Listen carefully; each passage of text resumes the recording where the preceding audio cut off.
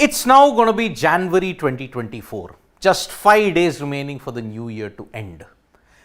Two major events that you're looking at in the world of cricket are going to happen in 2024. One, IPL, second, the World T20.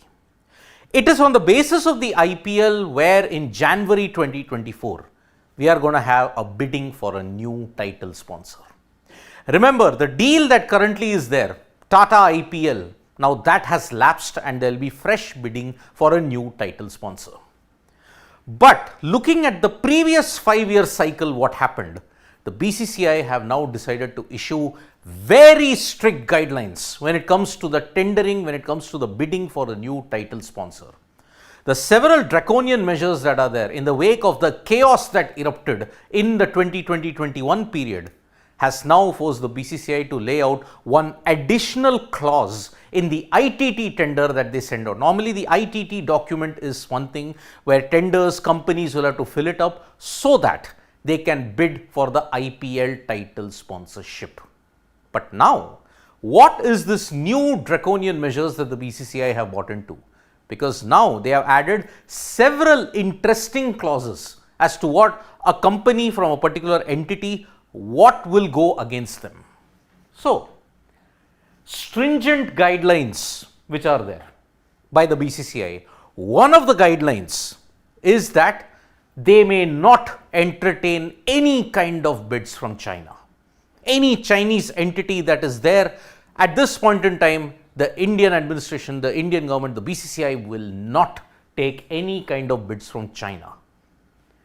Countries unfriendly to India are not considered. Now, this is the very important term here, unfriendly.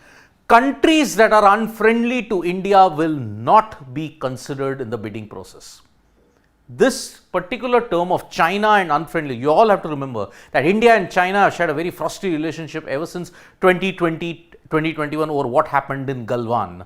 And because of that now, China's market share, if you had to look at it when it came to the IPL and everything, it was significant. Now it is almost nothing at this point. So the first major clause that has been inserted in that, countries unfriendly to India will not be considered in the bidding process. And since it's unfriendly, there is a big speculation that any entity or company from China will not be considered. Because what does the invitation to tender document read out? One of the clauses is, each bidder, which is a corporate entity, must not be incorporated in a jurisdiction, territory with which India does not have a friendly relationship with.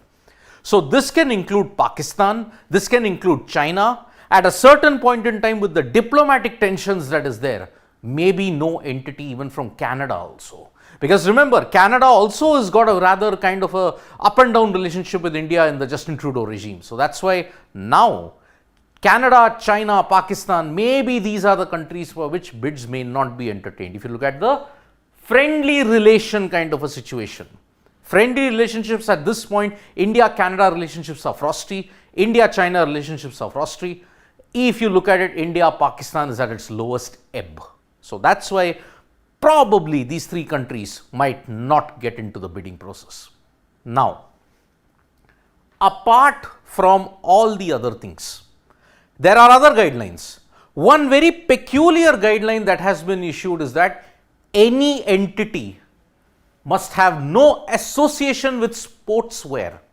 Any kind of sportswear that is there, no association with them whatsoever. So what are the prominent sportswear brands that we have? Nike, all the other things, Adidas, no bidding from them also. If you have to be a title sponsor of a particular league, then they must not be associated with sportswear. Sure, all for the jersey and everything you can bid for that. That is no problem whatsoever. But then cryptocurrency, betting, all their bids have also been blacklisted and not been considered. Tax haven countries, from where suppose if an entity or a company is bidding from, they must not come from a tax haven country. For example, the British Virgin Islands, for example, from Mauritius, all these places where these are tax havens, Cayman Islands, all those things, Azure Islands, no tax haven. So that is why any company that comes from there will not be considered. So cryptocurrency, betting, gambling, then if you look at it, sportswear, and tax haven countries, in addition to non-friendly. This is the reason now that the BCCI has come up with these kind of guidelines. All these factors, if any company is part of that, they will not be considered whatsoever. Why has this guideline now come? Because remember, from 2018 to 2023, the 5-year term is over. Now from this 2024 till 2028, you are going to have a new title sponsor. And the BCCI do not want a repeat of what happened in Vivo. Now remember, Vivo were the title sponsors from 2018 onwards till 2020. But what happened after that? Galwan. The death of our soldiers by China ensured that there was a frosty relationship between India and China, and there was tremendous pressure that there should not be any kind of Chinese entity in India.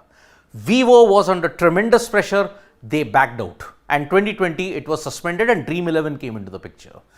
2021, rather surprisingly, Vivo came back.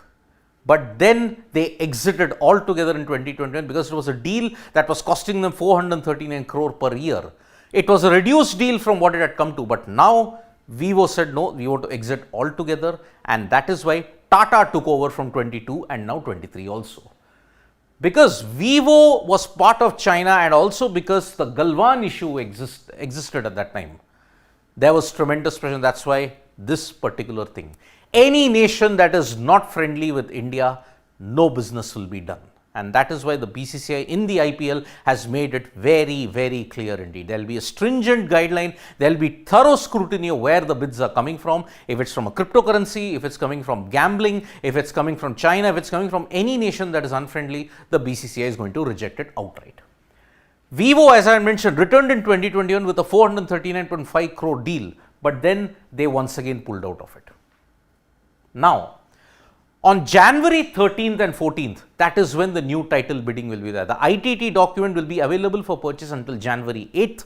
After that, from 13th, 14th will be the bidding. Then we will come to know. The reserve price is rupees 360 crore. Previous deal with Tata Group ended in 2023. By May 2023, the deal had ended. Now the BCCI will have to look at a new sponsorship deal in that sense. This new deal will exist until 2028. So, in broad terms, if you look at it, the IPL will get a total Indian entity by that field with a lot of other global sponsors, minus the countries that do not have friendly relationships with India.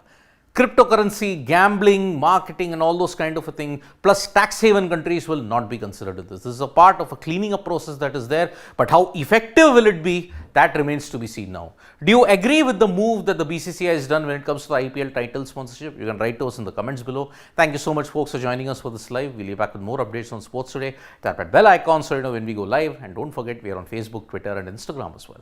Bye-bye.